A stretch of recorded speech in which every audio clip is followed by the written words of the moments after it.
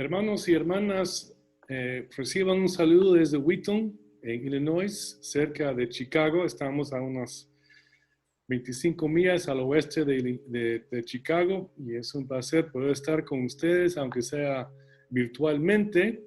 Es una lástima que no podamos estar juntos en estos días, pero por lo menos podemos compartir unas ideas y espero que sean útiles y también ideas de ánimo para nuestro pueblo hispano y especialmente a los inmigrantes hispanohablantes. Un poco de mi trasfondo: yo tengo dos apellidos. El primer apellido es Carol y el segundo apellido es Rodas. Mi mamá era de Guatemala, se casó con un gringo, por eso el apellido Carol. Y me criaron en la ciudad de Houston, en el estado de Texas, y ahí pues nos criaron bilingües y biculturales. Y lo que hacíamos casi todos los años, para vacaciones íbamos para Guatemala. Y después, como adulto, trabajé en un seminario en la capital por unos 13 años y sigo regresando a la querida patria chapina cuando yo pueda para enseñar y visitar a la familia y a unos amigos. Entonces, realmente es un placer poder estar con ustedes en esta noche. Para mí es noche, no sé cuándo van a ver a este video. Y lo que yo quisiera hacer en esta presentación es reseñar, resumir la enseñanza bíblica acerca de la inmigración o la migración. Y lo que sé es que han colocado un bosquejo de los versículos y los puntos mayores que vamos a ver ahorita en el sitio web de la conferencia. Y realmente es importante que tengan este bosquejo porque ahí van a encontrar los versículos y es un poco, pues mucho más detallado de lo que yo voy a poder decir en unos 40 minutos y que es el tiempo que me han dado para esta presentación. Y lo que yo espero es que lo que vamos a ver sea de inspiración y de ánimo para nuestro pueblo latino.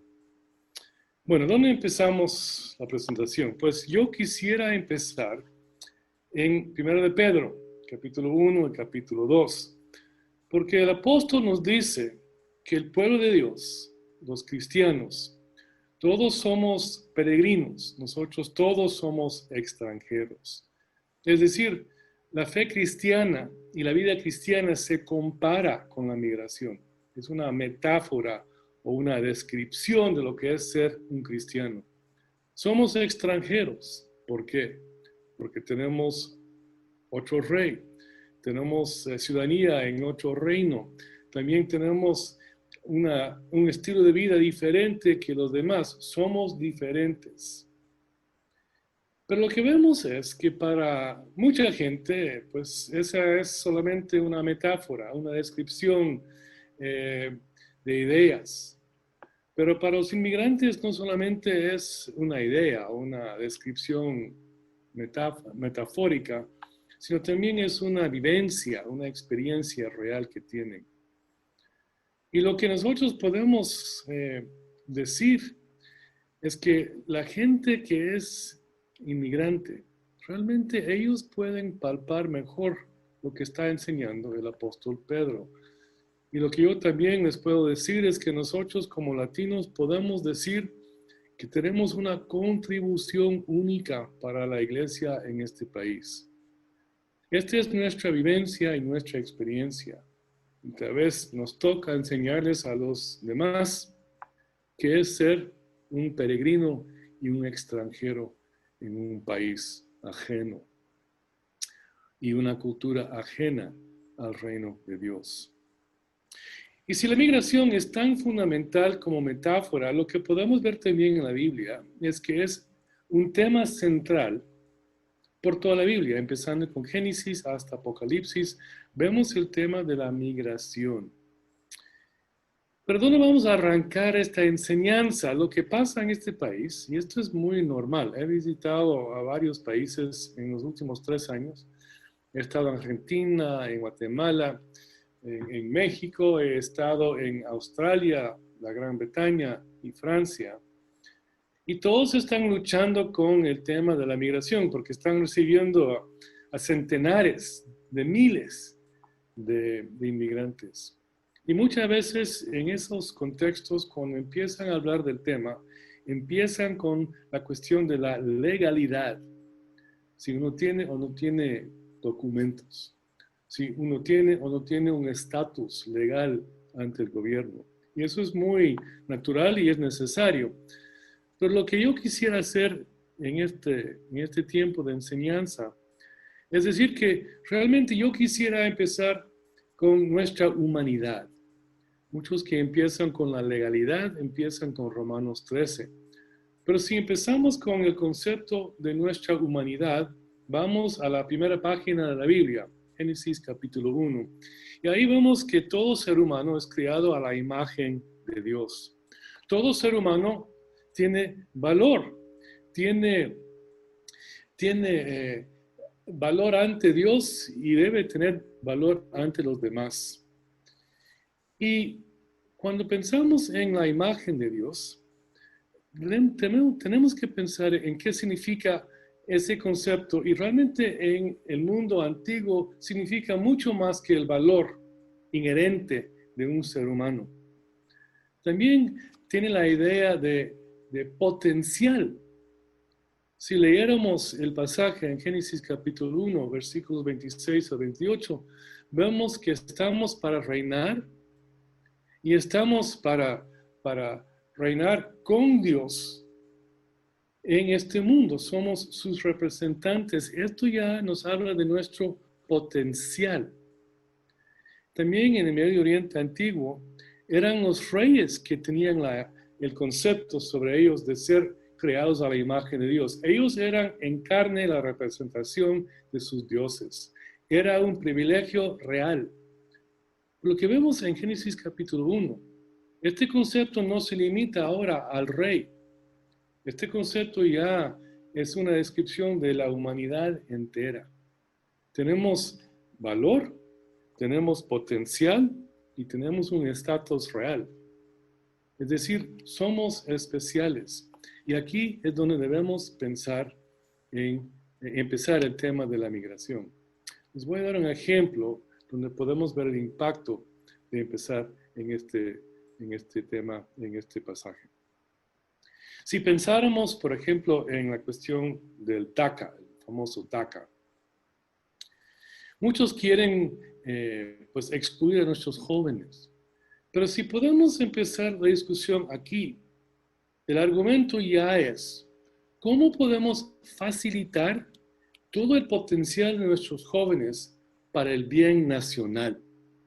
Ahora no es de excluir, no es de limitar, sino de facilitar para el bien nacional el potencial y los dones de nuestros jóvenes. Y ya el tema del DACA cambia de tono y cambia de dirección y cambia de propósito. Debemos empezar. Este es el punto de partida para esta discusión. Somos creados a la imagen de Dios. Pero cuando vamos leyendo más de la Biblia, vemos que el Antiguo Testamento está lleno de historias, de las experiencias del pueblo de Dios y el pueblo de Dios como inmigrantes. Podemos pensar, por ejemplo, en Abraham. Él empieza en Ur de los Caldeos, cerca de lo que era Babilonia, en lo que es ahora Irak. Y él va caminando 600 millas hasta la ciudad de Harán, que hoy en día está en la frontera entre Turquía y Siria. Mora ahí por un tiempo y después baja caminando con su familia a Canaán. Otros 400 millas. Un viaje larguísimo. Y él es un inmigrante. Llega a una tierra que él no conoce y ahí empieza su vida con Dios. Si ustedes manejan un poco la historia bíblica, en Génesis capítulo 12 es cuando vemos esta historia. Ya después de que él llega a la tierra prometida, sufre un hambruno ahí y tiene que viajar a Egipto. Eso era muy común en el Medio Oriente antiguo. En Egipto está hasta el día de hoy, obviamente, el río Nilo, hay agua. en Canaán había sequía, había hambruna. Entonces mucha gente iban de otras tierras buscando comida en Egipto. Los egipcios estaban acostumbrados a ver a gente llegando para comer y tal vez aún buscar trabajo.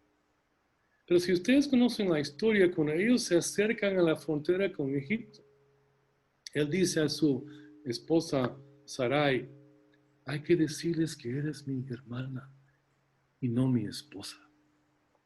Vemos al gran padre de la fe mintiendo para cruzar la frontera. Desesperados, tienen que mentir para sobrevivir. Y la esposa, Sarai, se pone en riesgo, su propio cuerpo en riesgo, para que todos puedan comer. ¿Cuál es la alternativa? Regresar al desierto y morir. Y podemos ir, si ustedes tienen ese bosquejo, viendo otros ejemplos. José, una deportación forzada, podemos decir, vendido por sus hermanos, llega a Egipto y ya está trabajando en la casa de Potifar. Él es puesto en la cárcel, como ustedes ya manejan la historia, pero como él puede interpretar los sueños, sale y ya está en la corte real. Interesante el proceso. Cuando él llega a la corte real, por haber interpretado el sueño del faraón, le dan un nombre egipcio, le dan una esposa egipcia. Obviamente él habla el idioma egipcio, él sabe cómo se maneja el mundo legal egipcio. Pero cuando nacen sus dos hijos, les da a ellos nombres israelitas. Recuerda su pasado y su cultura materna. Cuando llegan sus hermanos buscando comida otra vez, porque hay hambre en la tierra ya varias veces, llegan para comprar comida. Él los entiende, aunque él usa un intérprete, él los entiende. Es decir, él no ha olvidado su idioma materno. Y cuando se acerca el tiempo de su muerte, él dice a los egipcios, yo quiero que me entierren en mi tierra, en la tierra materna de la cual yo venía. Vemos sus raíces tan profundas en su pasado, en su cultura, en su familia. Podemos mencionar Noemí y Ruth, es una historia fascinante. Es una historia de inmigrantes. La historia empieza con una migración. Noemí con su familia, su esposo y sus dos hijos cruzan el río Jordán al otro lado del Mar Muerto y llegan a Moab. Ellos son inmigrantes a Moab. Ahí consiguen esposas, sus dos hijos, Ruth y Orpa. Es decir, Ruth y Orpa se casan con inmigrantes de Judá, de Belén. Pero con unos pocos años, el esposo muere y sus dos hijos mueren. Orpa se queda en Moab, pero Ruth y Noemí van a regresar a la tierra de Judá, a la tierra de Belén. Y cuando uno lee la historia de Ruth, es una historia de una inmigrante campesina tratando de integrarse en la comunidad de Belén.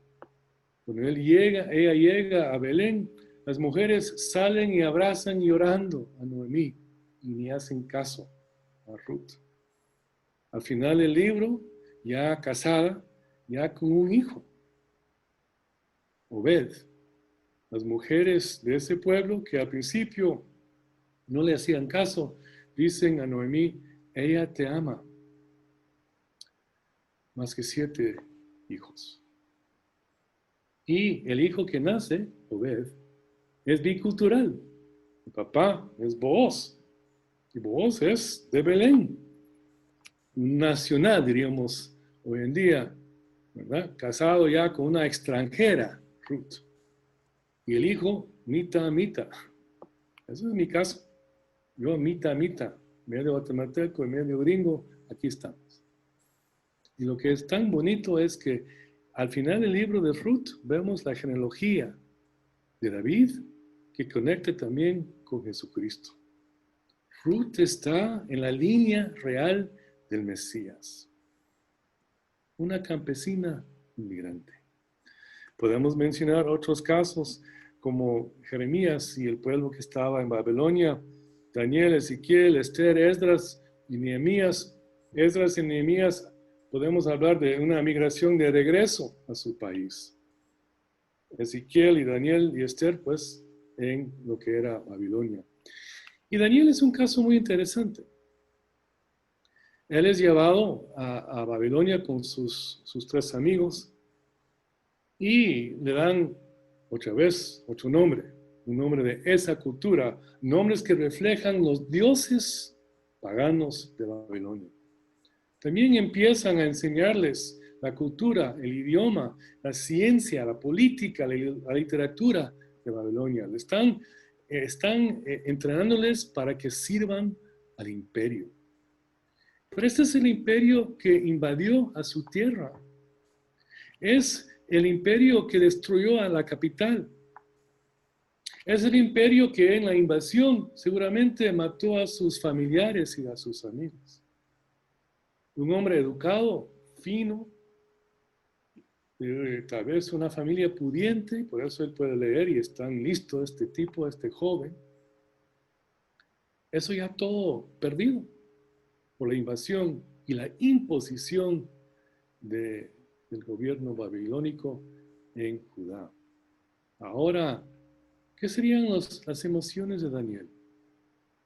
Le han cambiado el nombre, le han dado otra educación para que sirvan al imperio que destruyó y que llevó todo lo que él tenía en su tierra materna. Frustración, humillación, no sabemos. Pero difícil.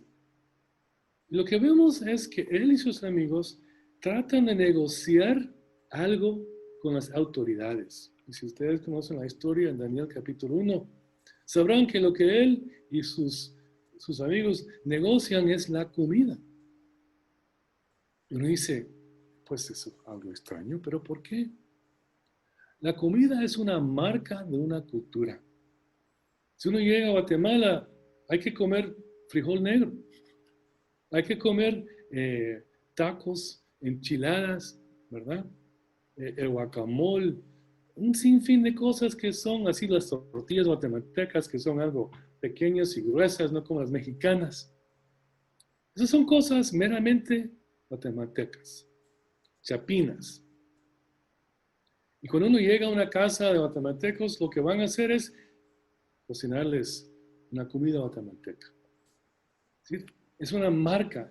Por eso vamos buscando restaurantes latinos, vamos buscando tiendas latinas, porque queremos algo de la tierra nuestra que es la comida.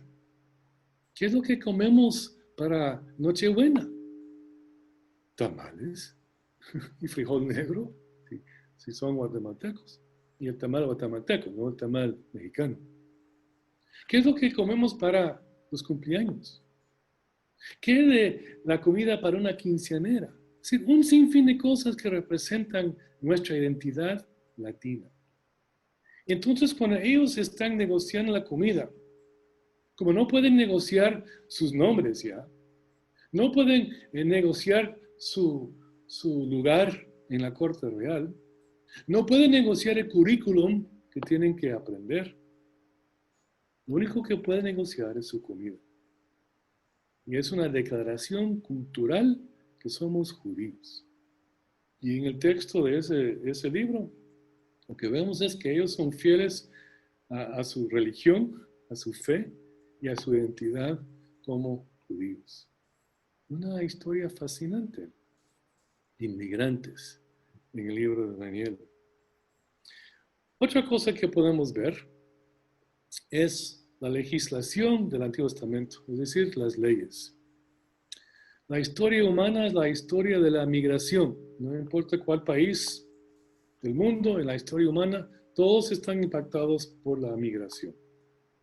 Y también era así en el Medio Oriente antiguo. Lo que vemos en Éxodo capítulo 1, por ejemplo, es el impacto del crecimiento demográfico de los israelitas. Los egipcios tienen miedo de la cantidad de extranjeros en su país.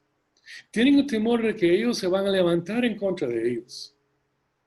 Y imponen entonces una ley terrible de matar a los pequeños varoncitos. Es decir, leyes para restringir el crecimiento demográfico, a la vez que ellos quieren que los israelitas trabajen. Interesante esa contradicción. Quieren su trabajo, pero no quieren a ellos. Muy humano, algo que se ve también en este país.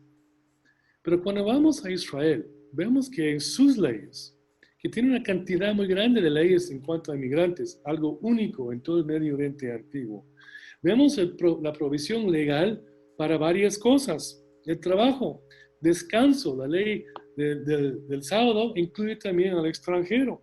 También un pago justo y a tiempo, comida, justicia en el sistema legal, el temor que uno tiene en un corte de otros países, uno no maneja la jerga legal, uno no maneja los procedimientos y los protocolos, uno tiene temor de estar ante un juez ajeno a uno, muy natural. Y vemos aquí en las leyes la idea que la justicia igual para el extranjero como para el natural o el nativo de Israel. Lo más impresionante es que ellos invitan al extranjero para que participen en el culto a Dios. Lo más precioso de su cultura se abre al extranjero. Esas son leyes que vemos en el Antiguo Testamento. También hay expectativas en cuanto al extranjero. Obviamente el extranjero tendría que aprender el idioma de Israel para poder trabajar y vivir ahí. Y también tendrían que aprender la ley. Y lo que tenemos, y esto está en el bosquejo, en Deuteronomio 31, vemos que hay una lectura pública de la ley. Periódicamente una lectura pública. Y eso requiere que esté presente el extranjero. Es decir, el extranjero tiene que entender y escuchar, ¿verdad?, la ley para poder vivir bien en esa cultura nueva para ellos. Interesante. Las mismas cosas que son necesidades hoy en día, también en el mundo antiguo. Pero si uno se preguntara, bueno, ¿cuáles son las motivaciones para que ellos respondan al extranjero? ¿Por qué tienen que tratar bien al extranjero? Y la ley les da dos razones principales. La primera razón es lo que nosotros podemos llamar la memoria histórica. En Éxodo, en el libro de Deuteronomio, se dice muchas veces, no hay que olvidar que ustedes fueron esclavos en Egipto. Es decir, ellos no deben olvidar su pasado de inmigración y la explotación como inmigrantes en Egipto. Y la idea es que cuando uno pierde esa memoria, uno repite la misma historia. Este país tiene una amnesia histórica en cuanto a la migración. En el siglo XIX, a mediados de ese siglo, el grupo más grande que llegó a este país fueron los alemanes. Al final de ese siglo XIX eran los chinos. Y había mucho racismo en contra de los chinos. Y la primera ley de migración oficial y federal de este país excluía a los chinos. Esto fue en 1882. Uno que fuera de la China no podría entrar al país. Y si uno de descendencia china naciera en este país, no tenía derecho a ser ciudadano. Esa ley estaba en vigencia hasta 1943. A finales de ese siglo XIX y a principios del siglo XX eran los irlandeses y los italianos. Y lo que hizo los Estados Unidos es que pusieron cuotas sobre los de Irlanda y de Italia porque eran católicos. Y este era un país protestante. Lo que vemos entonces es una serie de prejuicios, de leyes en contra de grupos de otras culturas, de otros idiomas, y solo el color de la piel de los inmigrantes ha cambiado en estos 2 siglos. Ahora somos muchos muchas veces los latinos que sufrimos esos prejuicios, pero son prejuicios históricos en este país. Y este país ha olvidado esas historias tristes, que son las historias de todas las familias de este país, de todos los estados, y ya por más de 2 siglos. Una amnesia histórica. Y por eso Dios dice, uno no debe olvidar su pasado. Aquí hay recuerdos de inmigración.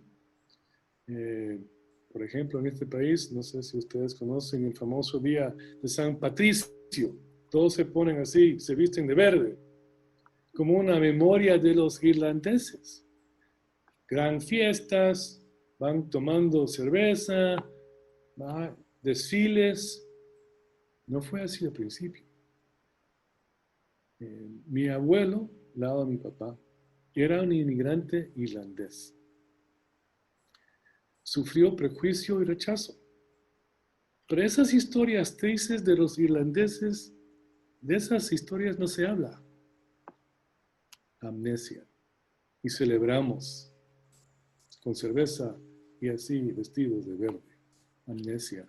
Lo que recordamos es una bebida, o tal vez una comida, una práctica navideña, algo así. Pero esas historias tan importantes no se recuerdan. Y esas son precisamente las cosas que Dios quiere que recordemos. El sufrimiento como inmigrantes. Eso es lo que dice el Antiguo Testamento. Pero a la vez hay otra razón mayor. En Deuteronomio capítulo 10, versículos 17 al 19, Dios dice, amarás al extranjero porque yo los amo. No hay una razón mayor. ¿Por qué hay que amar al extranjero? Porque Dios los ama. Y si usted lee esos versículos, usted va a encontrar que dice, amo a los extranjeros dándoles de comer y abrigo. ¿Y cómo es que Dios da de comer y abrigo al extranjero? Por medio de su pueblo. No hay una razón mayor. Si pasáramos al Nuevo Testamento, podemos empezar con Jesús. Jesús empieza su vida como refugiado. Ustedes conocen la historia. Nace el rey. ¿Bueno? Los magos dicen a Herodes que habrá un nuevo rey que se va a nacer. Entonces lo que hace Herodes es matar a los bebés, a los varoncitos otra vez, como en Egipto, siglos antes. Mata a los varoncitos. Y Jesús con sus papás huyen a Egipto como refugiados, buscando asilo en Egipto. Están ahí por un tiempo y después regresan. Jesús mismo experimentó en su propia carne lo que es ser un refugiado o un inmigrante. En su enseñanza lo que vemos es que Él no enseña directamente de la migración, pero lo que sí vemos en su enseñanza es que Él siempre está preocupado por los que son diferentes, los pecadores, los enfermos, las mujeres, aún los samaritanos, un grupo odiado por los judíos. Y aún Él da una historia fascinante del buen samaritano. ¿Qué debo hacer para lograr la vida eterna? Es la gran pregunta de un maestro de la ley. Jesús les da unas instrucciones que incluye que hay que amar al vecino, al prójimo. La pregunta es, ¿y quién es mi prójimo? Y Jesús da la historia, presenta la historia del buen samaritano. Ustedes la conocen, ¿verdad? Va un judío caminando de Jerusalén para Jericó. Es robado y dejado por casi muerto a la orilla del camino. Pasan religiosos y no le hacen caso porque no quieren ser contaminados por un cadáver, porque es posible que esté muerto. Pero pasa un samaritano, uno del grupo odiado por los judíos. Él ayuda a la persona golpeada, lo lleva a un lugar, a un hotel, diríamos nosotros, ¿verdad? Y paga por su estadía ahí y dice al dueño, si hace falta algo, yo pago cuando yo regrese. Y Jesús entonces hace la pregunta a este maestro de la ley. ¿Quién es el prójimo al quien fue robado? Y si ustedes recuerdan que la pregunta es, ¿quién es el prójimo a quien tengo que amar? Jesús dice, ¿quién es el prójimo a la persona robada? La respuesta es el samaritano. Y este señor, este maestro de la ley, ni puede decir la palabra samaritano. Él dice, bueno, el quien ayudó al otro. Pero Jesús hace la demanda de amar a una persona del grupo más odiado por esa cultura.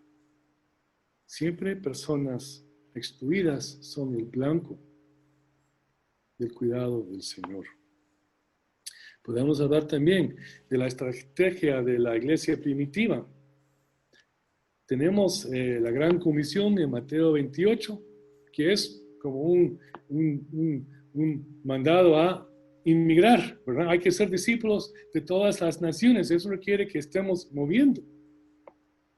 Y cuando vamos al libro de los Hechos, que empieza con, vendrá el Espíritu y recibirán poder y van a ser mis testigos aquí en Jerusalén, Judea, Samaria, hasta el final del mundo. Es decir, hay que mover, hay que inmigrar para cumplir con la misión. Cuando vemos a Pablo, es lo que él hace, va viajando.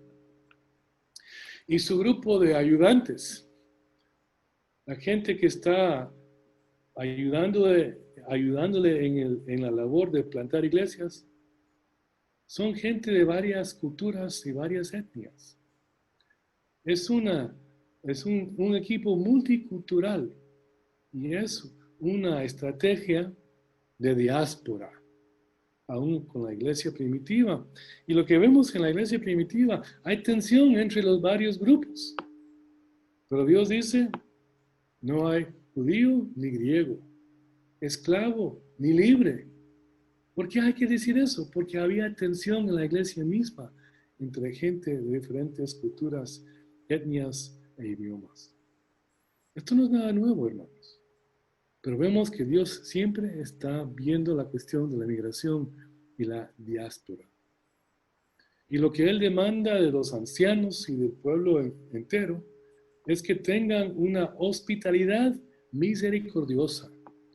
Tenemos que estar con las manos abiertas, listos para ayudar a los necesitados, a los que requieren de ayuda y de ánimo. Hospitalidad tiene que ser una característica cristiana.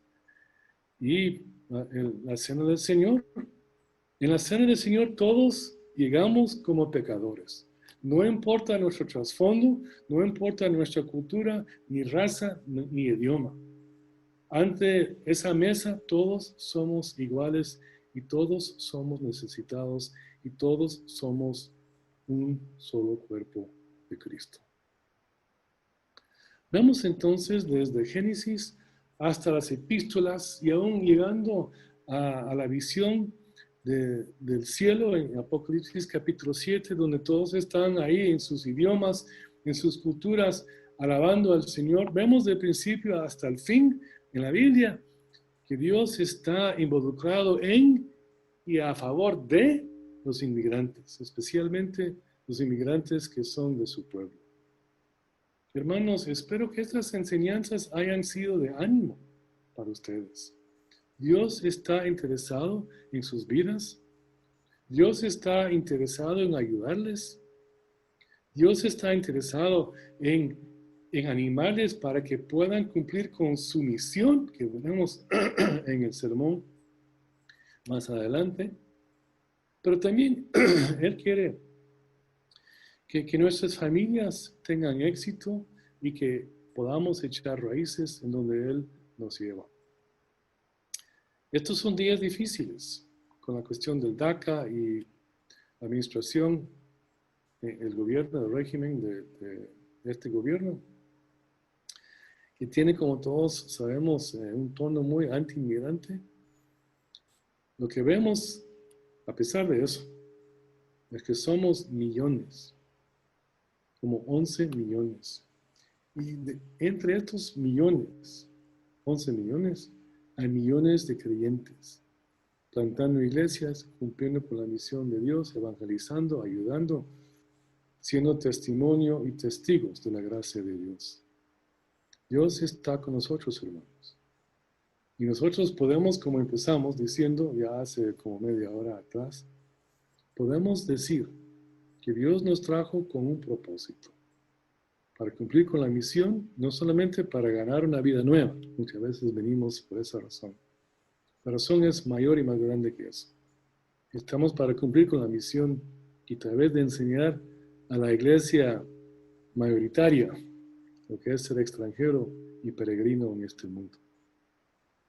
Que la palabra de Dios, que es nuestro pan cada día, sea de ánimo, hermanos, y también para establecer unos fundamentos, unas bases para que puedan vivir con confianza en la gracia y ayuda del Señor. Que el Señor les bendiga, hermanos. Amén.